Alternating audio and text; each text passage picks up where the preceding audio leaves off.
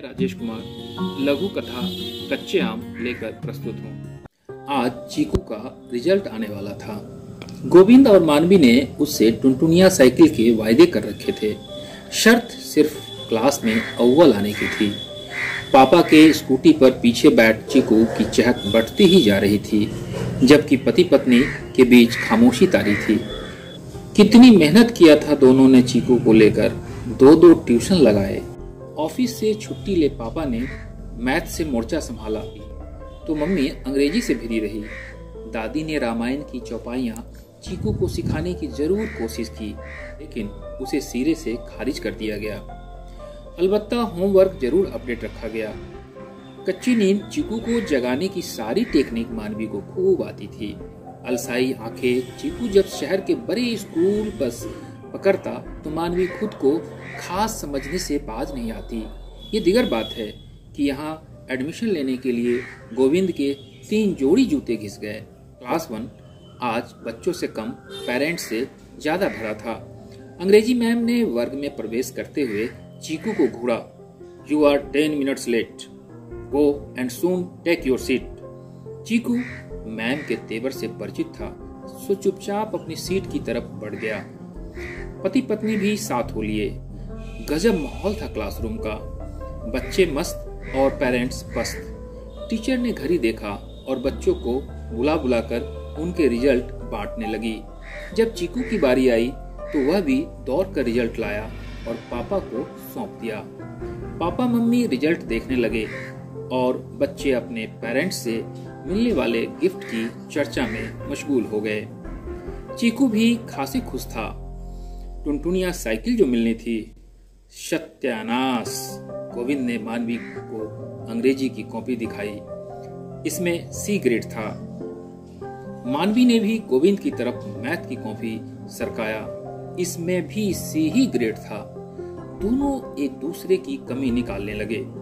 श्वेत श्याम आंखें जब लाल होने लगती है तो खामियाजा अक्सर बच्चों को भरते देखा गया है। मासूम मन समझ गया कि टुनटुनिया हाथ से गई। लौटते समय कोई किसी से बात नहीं किया, सीधे घर आए। दरवाजा खुलते ही चीकू भागकर दादी के पीछे छिप गया। पहली दफा उसने मानवी की आंखों में ममता की जगह लाल अंगारे देखे थे। बाप की तरफ तो उसने देखने की हिम्मत ही न की। दादी चीकू को लेकर अपने कमरे में चली गई। पूछा, क्या हुआ बेटा? चीकू सिर्फ रिजल्ट ही बोल पाया और सुबक सुबक कर रोने लगा। घंटों रोता रहा। मम्मी पापा में से कोई पूछने तक नहीं आया। अलबत्ता दादी की आंचल ने कोई कमी न होने दी और चीकू सो गया। उधर पति पत्नी निढाल पड़े थे। किसी ने कुछ नहीं खाया। अदने से रिजल्ट ने बड़ा बवाल खड़ा कर दिया।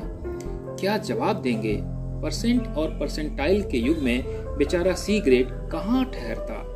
मारे फिकर मरे जा रहे थे दोनों। घड़ी ने जब 5 बजाए तो दादी से रहा नहीं गया और सब्जी लेने निकल पड़ी। अक्सर ये काम मानवी ही करती थी, लेकिन आज की बात तो कुछ और थी। चुप्पी गोविंद ने ही तोड़ी। देखो, माँ सब्जी लेने जा रही है तो तुम क्यों नहीं चले जाते? पुरकस जवाब मानवी का था। समझौता के हालात अभी बन ही नहीं रहे थे। दादी कोई घंटे भर बाद लौटी। किचन में सब्जी रखते बोली, बहू हाथ मुंह धो लो, तब तक मैं चाय लाती हूँ। गोविंद तुम भी आ जाओ। मानवी झटके से भागी और माँ के हाथ से बर्तन ले चाय बनाने लगी। उधर माँ ने झोले से आम निकाले, बारीकी से उन्हें धोया और काट कर थाल में रखने लगी। इतने में गोविंद भी आ गए। पीले पीले आम देख भूख की सिद तक बढ़ गई। सीजन से पहले सुनहले आम। तीनों बैठ गए। चीकू सोता रहा। माँ, चीकू को जगा लूं? खाने से पहले मानवी ने माँ से पूछा। नहीं बहू, उसे सोने दो। गोविंद और मानवी ने साथ ही खाना शुरू किया।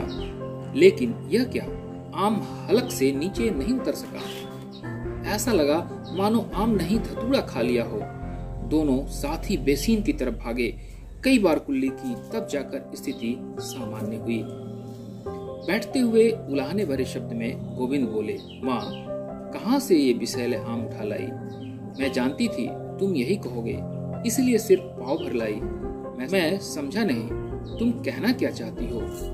बैठ बैठ बेटा, चाय पीकर स्वाद सही करो, फिर खुद विचार करो। समय से पहले पकाए आम जब कुदरती स्वाद नहीं दे सकते, कार्बाइड की करामात अस्थायी नहीं हो सकती, तो बित्ते भर की बच्चे का बचपन छीनकर उसे विद्वान कैसे बनाया जा सकता है?